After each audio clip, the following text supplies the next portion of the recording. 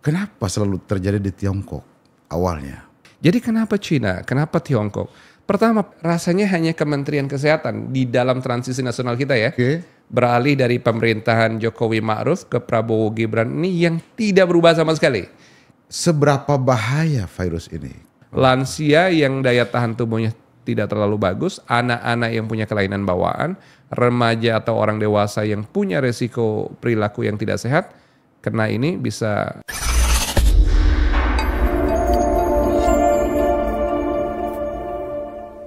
Assalamualaikum warahmatullahi wabarakatuh. Kembali lagi dengan saya Ilham Rasul di podcast Rumah Pemuda. Hari ini kita akan banyak mencari tahu informasi soal adanya rumor tentang virus yang mirip-mirip dengan COVID-19. Katanya ini jauh lebih cepat menular dan jauh lebih cepat agak berbahaya lah. Kita trauma saudara-saudara sekalian dengan virus COVID-19 di mana kita, saudara kita, keluarga kita, sahabat dekat kita, kita saksikan secara langsung meninggal di hadapan kita karena akibat virus itu. Telah hadir kawan saya, sahabat saya, di tengah-tengah kesibukannya diundang oleh TV-TV nasional, kita akhirnya bisa mendatangkan beliau. Bung Dr. Hermawan Saputra. Siap. Selamat siang Bang. Siap, terima kasih. Selamat siang Bung Ilham. Sehat selalu ya Bang? Sehat selalu, insya Allah. Alhamdulillah.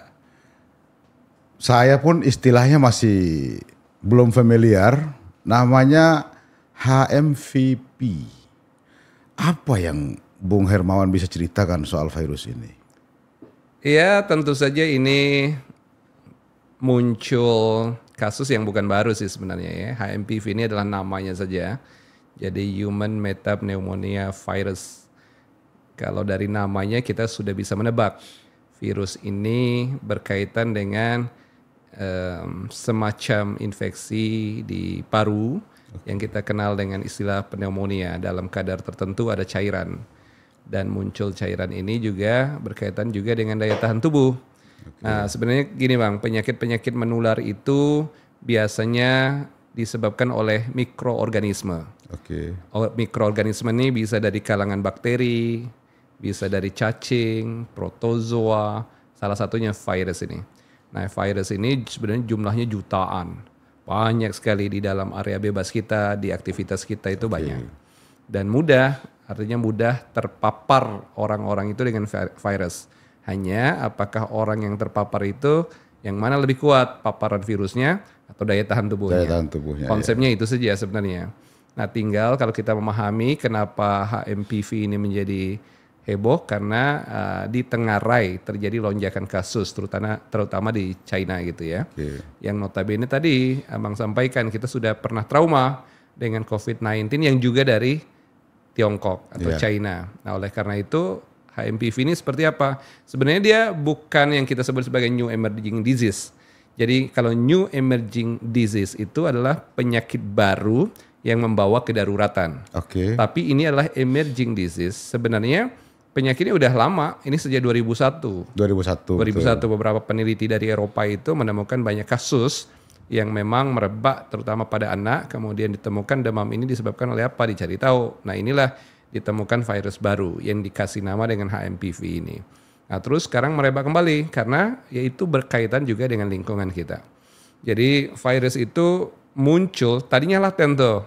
Dia ada sebenarnya tapi tidak terlalu bangkit karena belum menemukan inang yang tepat untuk bangkit atau pemicu yang tepat untuk merebak. Konsepnya seperti itu. Makanya kalau antara lingkungan sebagai faktor pemicu, cuaca, faktor suhu, kelembaban, dingin, atau ada hal-hal tertentu yang memungkinkan dia cepat, kemudian ditambah dengan inang, artinya dalam hal ini manusia ya, paparan yang sejalan dan mudah untuk dia berkembang biak dan akhirnya bereplikasi, maka menjadilah kasus itu menjadi outbreak. Dan pada level tertentu bisa menjadi endemi dan bahkan menjadi pandemi. Nah ini adalah catatan tentang virus ini. Yang kedua ada tadi yang Abang sebut, apa persamaannya dengan COVID-19? Persamaannya pada jenis rantainya. Jadi yang kita sebut rantai itu ada yang disebut dengan RNA. Jadi virus ini mirip dengan COVID karena zat pembangunnya itu berpola seperti RNA. Bahasa keren itu ribonucleic acid. Jadi ada gambaran kayak kalau kita ada istilah RNA, ada DNA. Oke. DNA itu ada helaian, berupa helaian yang double, ujung ke ujung. Karena dia double biasanya panjang, maka dia sulit untuk terikat dengan sel dalam tubuh manusia. Tapi kalau RNA, ini persamaannya dengan COVID, dia tuh satu helai. Yang helai lainnya itu seolah-olah muncul untuk berpasangan dengan sel tubuh manusia. Jadi kalau dia dapat inang yang cocok, maka dia seperti kunci dan gembok. Cocok, ada gemboknya, ada kunci. Kalau ketemu, maka virus itu berkembang, tereplikasi. Dan dalam keadaan tertentu orang batuk, orang bersin, atau berbicara seperti ini, mudah sekali menyebar. Jadi itu disebut level of virulence, tingkat kecepatan penyebaran penyakitnya. Dan itu yang terjadi dengan HMPV ini. Maka kembali muncul, mungkin karena cuaca atau karena tadi mendapatkan inang yang tepat. Karena sifatnya satu helai yang disebut RNA, ribonucleic acid tadi. Oke, itu perspektif kesehatannya. Yes. Ada juga netizen yang nakal, menganggap bahwa dia menggunakan paradigma ilmu komputer. Ada virus, ada antivirus. Artinya antivirus lahir setelah diciptakannya virus. Pertanyaan saya begini, brother. Kenapa selalu terjadi di Tiongkok awalnya? Kita tahu sekarang Tiongkok punya kerajaan ekonomi yang luar biasa, yang udah nyaris mengalahkan Amerika gitu ya. Kenapa selalu Tiongkok? Kita tarik. Ini perspektif kesehatan dalam arti lain gitu ya. Oke, tetap berkaitan dengan kesehatan tapi kita gali dari ilmuwan yang lain. Oke. Kita mengenal istilah antropologi, ilmu tentang manusia. Dalam pendekatan ilmu sosial disebut dengan sosioantropologi. Dalam lingkup yang besar adalah antropologi budaya. Dalam kaitannya dengan kesehatan adalah health culturism atau culturism of health namanya. Ini sains. Jadi Bang, manusia berdasarkan rasnya, golongan genetiknya, dan tempat tinggal dia, hidup di mana, geografinya, topografi bagaimana, itu mempengaruhi resiko kesehatan. Orang-orang Eropa dengan ras Eropa, orang-orang Asia Tengah yang cenderung ke Mongoloid, dan termasuk Asia Timur seperti China, Jepang, Korea Selatan, Korea Utara, dan sekitarnya, dengan orang-orang India, orang-orang Indonesia di Asia Tenggara, itu beda resikonya. Termasuk perbedaan karena kita ada di garis khatulistiwa. Kita ini Indonesia di bawah garis khatulistiwa, karena dengan itu kita hanya mengenal 2 musim. Beda dengan orang-orang Eropa yang ke utara dan mereka mengenal musim semi, musim dingin, bahkan beku karena ada es dan seterusnya. Itu semua transisi lingkungan, pengaruh lingkungan. Kemudian berkaitan dengan budaya bermata pencaharian, budaya bersosialisasi, itu juga berkaitan dengan risiko kesehatan. Dan puncaknya, gabungan antara perubahan lingkungan, perubahan sosial dan perilaku, itu menyebabkan perubahan risiko penyakit. Virus mengambil peran dan celah di situ. Nah sekarang kenapa harus Tiongkok? Penduduk terbesar di dunia ya Tiongkok Bang. Dengan rasnya. Dan Tiongkok itu mengenal tidak hanya seperti kita. Di kita hanya musim panas dan dingin, kering dan basah. Di sana sekarang sedang es nih di bulan-bulan Januari. Ya, jadi sekarang ada festival es bahkan ya. Jadi salju. Dan mereka mengalami musim dingin dan transisinya menyebabkan manusia itu. Ya ini kalau abang tanya. Kalau di ilmu komputer ada virus, ada antivirus. Di kita juga Allah itu menciptakan sudah sama. Jadi virus itu dilawan oleh antivirus. Apa? Kita sebut antibody dalam tubuh kita. Jadi tadi saya di awal disclaimer bahwa kunci dari melawan mikroorganisme itu daya tahan kita yang menang atau virusnya yang menang. Kalau dalam keadaan daya tahan kita atau antibody kita tidak siap melawan, atau antivirusnya tidak diupdate nih, tidak dalam kondisi fit nih, maka dia akan terpapar. Yang paling cepat simptomnya atau gejalanya adalah kita merasa hangat, atau suhu badan tubuh naik, kayak demam gitu ya. Itu tandanya ribuan, ratusan ribu bahkan antibodi kita bergerak untuk melawan paparan substan dari luar. Itu perang Bang, antivirus itu. Jadi kalau kondisi manusia sedang agak demam gitu, antibodi lagi sedang berperang dia dari paparan substan dari luar yang kita sebut mikroorganisme tadi. Jadi itu hal yang lumrah. Jadi kesehatan tuh juga social scientific. Sama juga dengan ilmu-ilmu budaya. Nah sekarang kita balik ya ke antropologi tadi. Jadi kenapa Cina? Kenapa Tiongkok? Pertama penduduknya miliaran. Kalau kita gunakan teori kepadatan dan kerapatan, semakin orang itu rapat tempat tinggal, padat komunitas, dan sanitasi pasti buruk Bang. Pola hidup tidak sehat Bang. Virus di mana-mana ada, di kutub juga dia ada virus itu. Pertanyaannya dia mendapatkan lingkungan yang tepat atau tidak? Mendapatkan inang yang tepat atau tidak? Dalam keadaan manusia kurang istirahat, tidak rajin berolahraga, keterpaparan virus tinggi, tetapi juga intake nutrisi atau gizi yang tidak cukup, tidak sehat, udah pasti terpapar kesakitan. Dan tentu karena resiko populasi tadi yang cukup padat, sanitasi yang kadang buruk, perilaku juga dan transisi lingkungan yang tidak tepat, maka dia stimulannya muncul dengan hal itu.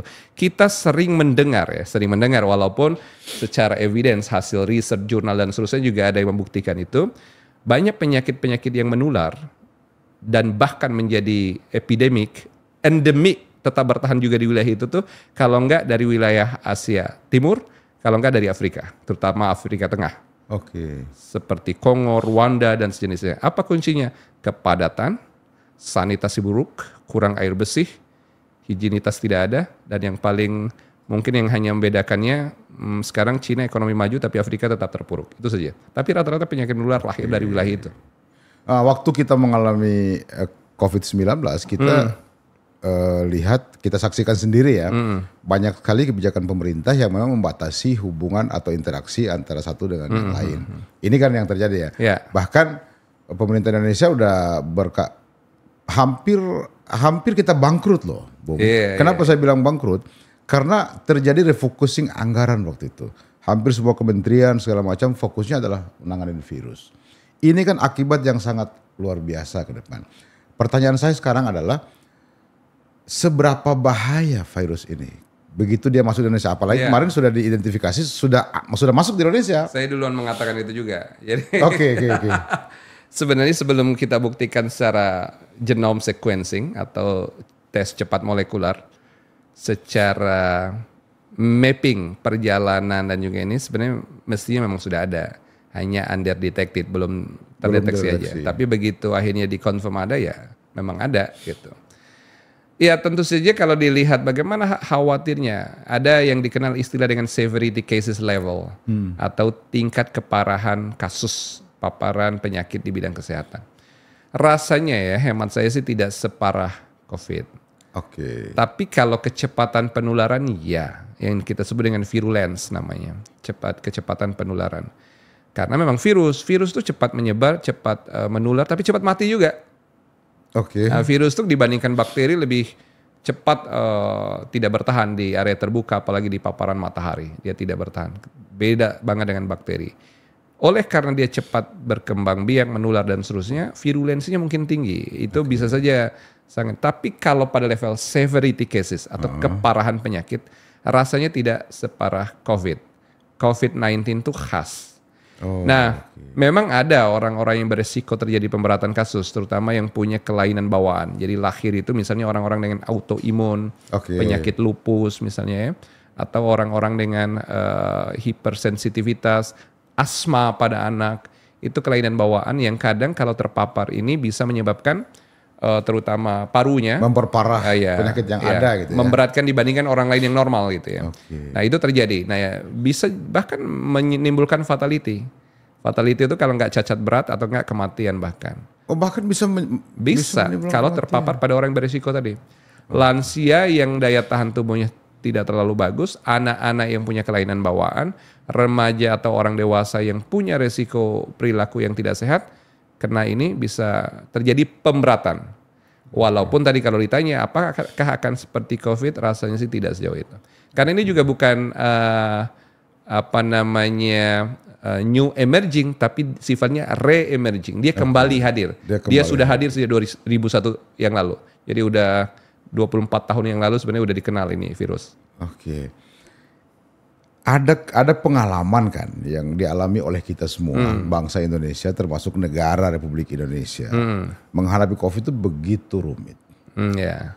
Apa yang Bung Hermawan lihat dari upaya pemerintah untuk mengantisipasi semua kemungkinan endemi maupun pandemi ini masuk ke Indonesia? Ya, dua sisi saja Bang. Okay. Pertama, tugas pemerintah itu yang namanya 3T. Testing, kemudian telusur, tracing, kemudian treatment. Jadi 3T namanya. Itu tugas pemerintah tuh. Okay. Berarti ada alatnya. Alatnya namanya tes cepat molekuler atau yang kita sebut dengan whole genome sequencing. Dan itu tidak semua tempat ada. Biasanya di laboratorium-laboratorium tertentu. Okay. Kalau kita bicara alat, tentu tidak mungkin semuanya di kapasitas itu. Fungsinya melakukan deteksi itu untuk memastikan jenis virusnya, variannya, dan pola sebarannya. Jadi dalam ilmu epidemiologi itu ada yang disebut dengan penyelidikan epidemiologi atau investigasi epidemiologi.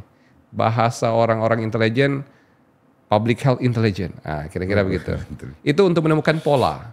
Kalau tahu polanya, maka pemerintah bisa melakukan intervensi, program-program untuk antisipasi. Contoh, ada program penambahan kampanye makan bergizi. Tujuannya meningkatkan vitalitas dan juga keadaan lebih baik. Kan kuncinya kan melawan virus kan daya tahan tubuh manusia.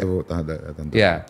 Kemudian perilaku kampanye hidup bersih dan sehat. Okay. Dalam keadaan yang paling emerging yang dulu seperti COVID-19, 3M. Apa ya dulu ya? 3M. Menjaga jarak. Oh ya. Menggunakan cuci tangan, masker. Sama rumusnya. Mencuci tangan ya. Persis sama rumusnya. Itu rumus, tapi itu kendali perilaku namanya. Kendali perilaku. Itu kendali perilaku. Tapi kan ada kendali kebijakan, kendali penganggaran, kendali proses. Iya kan itu wilayah pemerintah. Tadi yang saya bilang, Bung Hermawan, daripada kita mengalami hal serupa seperti COVID-19, kita refokus ke anggaran, akhirnya banyak agenda pemerintah yang tidak jalan, hanya untuk ngurusin COVID. Kan virus ini kan sesuatu yang sering terjadi, Betul. Ada H5N1 macam-macam lah istilah kesehatan itu kan. Artinya potensi yang sama juga akan terjadi kapan saja di Indonesia ini. Maksud saya, ada nggak yang Anda lihat kebijakan yang terkait dengan itu, upaya pencegahan masuknya virus? Sejauh ini baru surat edaran dari Kemenkes berkaitan dengan awareness ya, kewaspadaan terhadap penyakit menular. Tidak hanya terkait dengan HMPV tentu saja ya, bisa terkait dengan flu burung, tuberkulosis, banyak sekali. Banyak sekali. Cuman yang karena ini yang sedang menjadi perbincangan, ya berkaitan juga dengan HMPV. Hanya saja seperti yang saya sampaikan, kekhawatiran kita tentu tidak seperti dulu. Tapi bahwa kita perkuat kampanye kesehatan masyarakat itu harus. Jadi kita ambil contoh, kampanye besar kesehatan masyarakat itu adalah higienitas. Perilaku hidup bersih dan sehat, senantiasa membersihkan diri, lingkungan gitu ya, menjaga sanitasi, itu semua akan meminimalisir ruang gerak virus. Tapi sekaligus meningkatkan kesehatan manusia, gitu loh. Nah kuncinya makan bergizi, istirahat teratur dan seterusnya tadi. Di samping khusus orang-orang yang berisiko. Tadi orang-orang berisiko itu orang punya kelainan bawaan, dengan riwayat penyakit autoimun, lupus, dengan orang-orang yang memang punya risiko. Terutama orang tua juga kan ada yang resiko diabetik, hipertensi dan seterusnya. Yang kalau mereka ditambah sesak karena juga ada faktor asma, itu akan tadi severity cases terjadi bahkan hingga kematian. Ini yang harus dilindungi orang-orang yang rentan. Tapi rasanya kalau ada anak muda ya untuk virus ini ya, anak muda yang relatif sehat bugar, rasanya mereka tidak sampai itu. Tapi kan mereka pembawa, ini disebut dengan agent. Iya. Mereka pulang ke rumah, ketemu adik, saudara yang tadi. Yang dilindungi itu orang-orang yang rentan. Tapi kita juga harus berperilaku sehat. Karena apa? Jangan sampai yang di rumah yang kena. Mungkin kita punya keluarga, orang tua, anak, adik, bayi, dan lainnya yang punya resiko tadi. Jadi di situ prinsipnya. Kampanye yang bisa dilakukan pemerintah bisa disejalankan aja. Mulai Februari nanti kan ada cek kesehatan gratis ala pemerintah. Pak Prabowo sudah menggenjot itu. Kemudian kan ada makan bergizi gratis yang sudah berlangsung. Itu kan harusnya kaitan dengan daya tahan kan. Jadi Bang, makan bergizi gratis oleh kami orang kesehatan masyarakat diterjemahkan menjadi makan bergizi kesehatan. Nah, apa gunanya? Dengan makan yang memenuhi standar gizi, itu akan meningkatkan yang pertama tuh immunity. Daya tahan. Yang kedua kognisi. Daya nalar. Yang ketiga tumbuh kembang. Itu sebab usia yang paling dan terbaik disasar adalah anak dan remaja. Yang sedang bertumbuh lah ya. Tumbuh. Mereka yang punya masa depan untuk bangsa ini. Dan mereka lah yang akan mengisinya gitu. Saya kemarin juga baca soal ada kebijakan pemerintah atau kebijakan Pak Presiden baru ini soal check up kesehatan gratis bagi yang sedang berulang tahun gitu ya. Iya, tapi macam-macam. Katanya dibatasi usia lansia atau usia-usia tertentu, nggak semua katanya. Ya itu konsep yang sebenarnya udah lama disebut dengan life cycle approach atau pendekatan pada siklus usia. Dalam bidang kesehatan dikenal dengan model ILP, integrasi layanan primer. Dulu kalau orang pengobatan program itu berbasis based on disease, karena penyakitnya, karena kasusnya apa. Jadi program itu dibuat karena memang penyakit apa yang ingin disasar untuk ditanggulangi. Tapi sekarang pendekatan kesehatan itu adalah life cycle approach atau health program based on age and specific segment, kira-kira bahasa kerennya. Intinya resiko pada bayi beda dengan balita. Pada balita beda dengan anak, beda dengan remaja, dewasa dan bahkan lansia. Makanya tadi saya juga ingin mengoreksi bahasa medical check up. Medical check up itu identik dengan pemeriksaan secara cek keseluruhan, komprehensif. Tapi untuk ini screening ini ditujukan berdasarkan resiko usia. Tidak perlu mengecek resiko jantung atau paru pada anak gitu. Tapi resiko untuk mengetahui ada nggak resiko bawaan dari dia gitu. Kan ada istilah cek hipotiroid kongenital misalnya. Itu gangguan yang sering terjadi pada bayi yang nanti tumbuh kembangnya terganggu karena perbedaan resiko ini. Kalau ini terdeteksi, maka ada upaya untuk perbaikinya. Tumbuh kembangnya baik, bisa sekolah, bisa belajar dan seterusnya menjadi aset masa depan. Tapi kalau lewat, dia tumbuh bisa menjadi anak yang lemah secara kognisi. Bahkan bisa ngarah ke stunting lagi. Ya, jadi berdasarkan segmen inilah, demikian juga pada remaja putri misalnya. Abang, 1 dari 4 remaja putri kita itu ditengarai anemia. Ya, kalau dia anemia dan begitu dia menikah jadi ibu muda tanpa diselesaikan anemia, dia kalau mengandung hampir pasti anaknya itu akan stunting. Ya, resiko. Makanya ada kampanye namanya tablet tambah nutrisi, tambah darah ya, tablet tambah darah, TTD istilahnya. Itu untuk mencegah resiko anemia pada remaja putri. Nah, screening terkait dengan anemia atau tidak itu hanya cocok di remaja putri, nggak perlu di lansia. Pada level lansia beda lagi gitu. Nah, itu yang disebut dengan segmented tadi, based on life cycle. Nah, makanya kita sebut saja pemeriksaan tersegmentasi, walaupun dia digratiskan gitu ya. Tapi kalau disebut medical check up gratis, seolah-olah semua unsur fisiologis dan biologis kita diperiksa, padahal disesuaikan dengan life cycle atau segmen usianya. Begitu. Ini saya baru mengerti setelah dijelaskan sama Bung Hermawan ini. Tapi ini menjadi satu langkah langkah yang baik dari pemerintah, khususnya dari Pak Presiden terpilih, untuk mengantisipasi segala kemungkinan hal buruk terjadi pada bangsa Indonesia. Filosofis ini bagus sekali, Bang. Iya. Keren lah tujuannya. Jadi tujuannya itu 3. Pertama, health protection, perlindungan kesehatan. Jangan sampai semua orang tuh fitrahnya lahir dalam keadaan sehat, Bang. Harusnya. Tapi kalau udah sehat, jangan sampai terganggu nih kesehatan. Maka harus dijaga, diproteksi. Kita menyebutnya health protection. Yang kedua, disease prevention, mencegah penyakit dan jatuh sakit. Jadi tadi tuh, seperti kita bicara HMPV, sebenarnya lingkungan ini banyak mikroorganisme penyebab penyakit. Tapi karena fokus kita pada disease prevention, orang tidak jatuh sakit. Seperti apa? Kata di kampanye pencegahan penyakit menular. Nah, inilah fokusnya, disease prevention. Yang ketiga, itu adalah improve quality of life. Jadi tujuan akhir atau outcome dari pembangunan kesehatan itu produktivitas, Bang. Produktivitas. Nah, kalau orang tidak sehat tidak mungkin produktif. Tidak mungkin produktif. 3 itulah yang menjadi selaras dengan kampanye pemeriksaan kesehatan ini. Tetapi juga tantangannya juga besar. Tantangan yang besar bahwa pertama dari aspek budgeting. Ya. Sekarang kan disiapkan 4,7 triliun nih di awal. Kalau kita mau jujur tentu tidak cukup. Ya, karena kita penduduknya 288 jutaan sekarang, Bang. Betul. Dan lebih dari 60% itu usia muda produktif. Jadi kalau kita tidak dapat evidence base atau potret awal dari kondisi kesehatan, jangan sampai cita-cita Indonesia emas 2045 itu malah generasi yang penuh penyakitan, kan berbahaya. Betul. Padahal kita harusnya menjadi negara maju tuh di kala itu gitu ya. Nah, hal-hal ini yang harus kita punya. Tantangannya adalah kesiapan vaskes kita, terutama FKTP ya, fasilitas kesehatan tingkat prima itu tidak sama. Jawa, luar Jawa itu berbeda. Timur, barat itu berbeda. Bagaimana memastikan ini? Itulah menjadi tantangan pemerintah. Target sudah dicanangkan, program siap dijalankan. Tetapi sumber daya dan kesiapan infrastruktur ini harus dikejar. Sumber daya, kata kunci sumber daya. Ada satu yang saya mau tanya ke Bung Hermawan.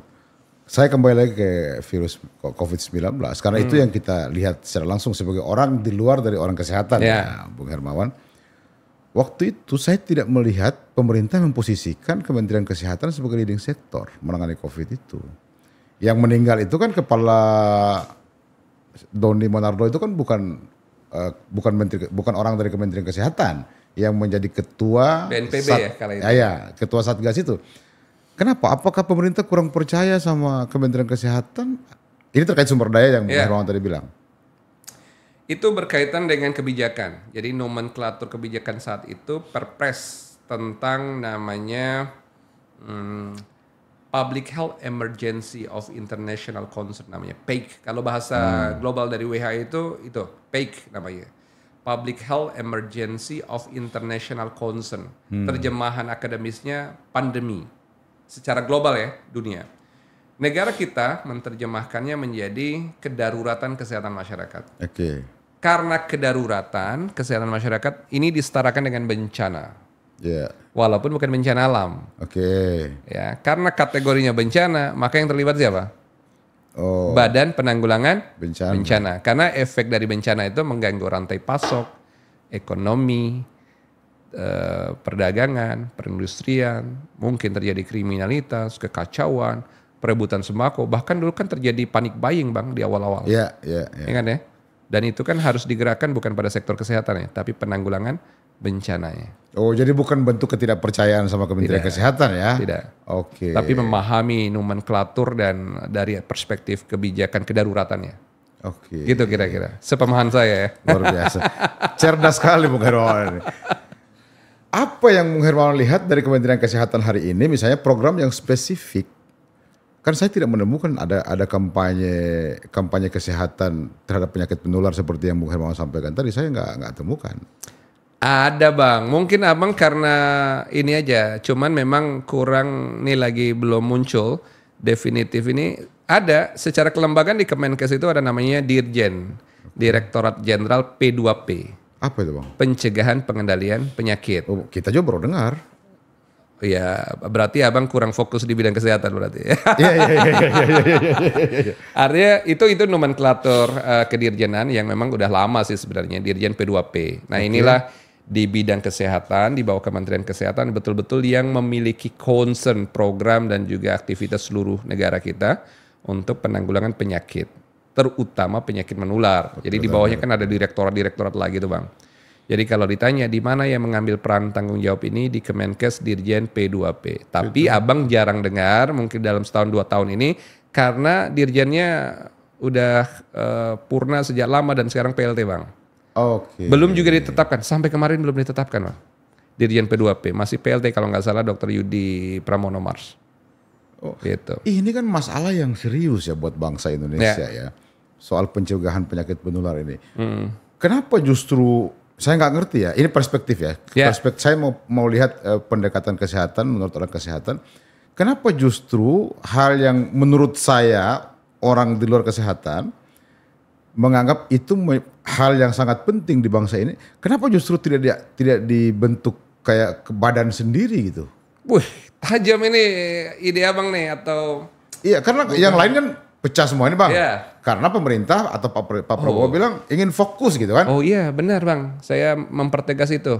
Iya juga, rasanya hanya Kementerian Kesehatan di dalam transisi nasional kita ya. Beralih dari pemerintahan Jokowi Ma'ruf ke Prabowo Gibran ini yang tidak berubah sama sekali. Tidak berubah nomenklatur kementeriannya, tidak berubah menterinya, tidak berubah wakil menterinya. Podo, wae. Rasanya kementerian lain berubah ya Bang? Semua berubah Banyak berubah. Ada yang pecah 3, ada yang pecah 2. Betul. Ya, mungkin ada yang tetap tapi menteri berganti atau wamennya berganti, tapi kesehatan tetap. Nggak tahu ya, mungkin Presiden Prabowo melihat ada yang harus dilanjutkan, mungkin secara programatik. Tentu banyak hal di balik itu, tetapi sih sebenarnya isu kesehatan itu dynamic dan menghadapi banyak sekali tantangan, baik internalnya maupun eksternal. Nah, tetapi betul bahwa dikaitkan dengan Dirjen P2P, kemarin atau 2 hari yang lalu itu ada dilantik berbagai eselon 1 di lingkungan Kementerian Kesehatan, mayoritas dilanjutkan. Paling pun berubah nama misalnya dari Direktorat Jenderal Kesehatan Masyarakat menjadi Direktorat Jenderal Layanan Primer dan Komunitas. Berubah tuh nomenklaturnya. Berubah nama ya. Berubah nama dari Direktorat Jenderal Ketenagaan Kesehatan atau Dirjen Nakes menjadi Direktorat Jenderal Sumber Daya Manusia Kesehatan. Dari Direktorat Jenderal Yankes Pelayanan Kesehatan menjadi Direktorat Jenderal Kesehatan Lanjut. Tentu perubahan nomenklatur ini juga ada dampaknya di dalam, tetapi tidak terlalu signifikan. Pejabat yang sebelumnya eksis rasanya mayoritas dilanjutkan. Tapi yang menarik tadi, untuk Dirjen P2P belum. Pertanyaan Abang, apakah ini akan mungkin ada sesuatu? Let's see, karena keputusannya pada pimpinan tertinggi kita.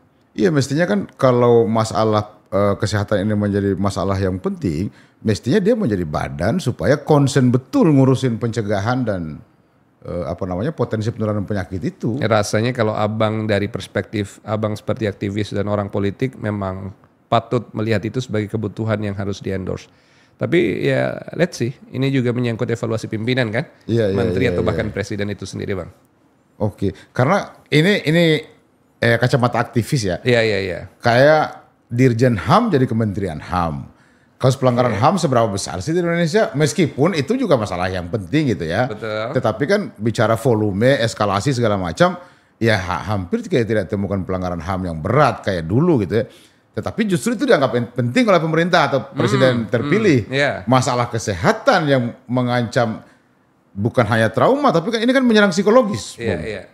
Tidak dianggap begitu urgen. Tetapi kita akan sampaikan tentu saja melalui banyak media, termasuk melalui podcast ini. Mudah-mudahan Pak Prabowo atau orang-orang dekat dengan Pak Prabowo menganggap segera Dirjen P2P itu dibentuk menjadi badan agar hal-hal serupa yang kita alami dari kemarin hari ini tidak terjadi, karena ini menyangkut aspek psikologis atau kesiapan mental masyarakat Indonesia. Kalau ketakutan itu terjadi Bang, itu agak bahaya secara politik juga berdampak. Kira-kira begitu kan Bung Hermawan? Ya, jadi Sobat Pemuda ini hostnya keren banget ya. Artinya cara menstimulasi teman diskusinya menarik sekali. Tapi it's okay lah. Saya merasa pemikiran stimulan dari Bang Ilham itu menarik. Tetapi kan balik lagi ya. Apakah misi itu sejalan dengan misi presiden, wakil presiden? Tentu saja beliau lah yang paling paham. Hemat kami, ya seperti Abang sampaikan, toh buktinya ada yang menjadi badan sendiri. Badan Gizi Nasional contoh. Badan Gizi BGN, itu. Ya. BGN ini sesuatu yang belum ada sebelumnya. Fungsi ini ada di Direktorat Jenderal Kesmas, tetapi lebih ke kesehatan keluarga, kaitan dengan program nutrisi. Sebagian ada yang dari BPOM ya, karena isu food and distribution. Sebagian juga ada di BKKBN, bahkan BKKBN menjadi kementerian tersendiri sekarang. Dulu badan, perencanaan keluarga berencana nasional gitu ya. Nah sekarang menjadi kementerian. Jadi BGN itu menjadi entitas baru. Badan tersendiri. Badan gizi itu ya. Tapi apakah Dirjen P2P bisa menjadi badan tersendiri? Kembali kepada misi presiden apa yang dituju. Yang kita butuhkan tuh sebenarnya Bang untuk memperkuat negara ini melalui ini adalah fungsi koordinasinya. Walaupun mungkin Menko PMK itu salah satu yang beliau coordinating adalah di lingkup kesehatan. Menko Pembangunan Manusia dan Kesejahteraan ya. Yeah. Tetapi memang isu kesehatan itu besar seperti yang Abang sampaikan. Untuk mensinkronisasikan, kita ambil contoh yang beririsan dengan kesehatan, Kemenkes itu sendiri. Oke. BPOM. Balai POM, betul. Itu kaitannya dengan obat, alat, industri, regulasi farmasi dan seterusnya, termasuk peredarannya. 3, BPJS Bang, jangan lupa. BPJS Kesehatan. Ini isu yang hampir semua manusia di Indonesia membicarakannya dan berkaitan dengannya. BGN sekarang, BKKBN, udah berapa tuh? Udah 5. Udah 5 ya. Belum lagi isu yang sifatnya sektoral ya, seperti kesehatan haji. Sekarang ada badan haji. Yeah. Haji kalau di kesehatan tuh ada Puskes Haji namanya, pusat kesehatan haji, untuk mendukung program haji. Oke. Sekarang bahkan dari Kemenak pecah menjadi badan haji. Ada nggak kaitannya dengan kesehatan? Ada Bang, orang meninggal dan sakit puluhan ribu setiap musim haji dan umroh. Iya. Ngaruh nggak dengan kesehatan? Ada kaitannya. Nah, apalagi yang berkaitan banyak, ketenagakerjaan, isu pelabuhan, Port Health kita punya, ya karantinaan. Iya. Banyak bentuk karantinaan, tapi Port Health kekarantinaan kesehatan hampir seluruh pelabuhan udara laut kita punya. Nah, kesehatan ini urusan yang besar. Setuju, tapi kembali kepada misi Presiden. Apa yang mau diprioritaskan? Iya. Artinya kalau saya mendengarkan penjelasan dari Bung Hermawan, sesungguhnya semua mereka ini sudah ada masing-masing. Ya. Tetapi kenapa tidak berjalan efektif? Mungkin ego sektoral juga masih ada kali. Bisa juga leading sektor itu perlu menjadi suatu entitas yang mampu menjahit ya. Tailor made sifatnya. Saya tidak tahu apakah itu perlu di Istana Presiden atau tidak. Contoh, saya justru mempertanyakan nih Bang. Abang pantau nggak, ada nggak dengan ragam banyaknya entitas kesehatan ini, di kantor komunikasi Presiden ada nggak yang ahli komunikasi bidang kesehatan? Abang cek. Belum ada. Politik iya, ekonomi iya. Kesehatan belum ada. Artinya harusnya ada dong di kantor staf Presiden atau kantor komunikasi Presiden, komunikator atau health communicator specialist. Kenyataannya. Ini bukan saya hanya pemikirannya. Betul, Abang aktivis dan politisi yang mendefinisikan. Iya, artinya kalau masalah kesehatan ini menjadi masalah yang serius bagi bangsa, maka dia harus menjadi prioritas kebijakan pemerintah. Hari ini telah ada kebijakan itu, sudah banyak kebijakan itu. Cuman kan saya tidak menemukan ada sesuatu yang bombardir yang dilahirkan oleh Kementerian Kesehatan. Nggak ketemu saya. Betul. Saya berharap tadinya, kenapa tadi saya menukil ya misalnya di istana. Karena pada akhirnya itu cerminan pelataran presiden. Jadi bukti seorang presiden concern dan mampu mengkomunikasikannya ketika di pelatarannya punya concern dan ahli di bidang itu untuk mengkomunikasikannya secara publik.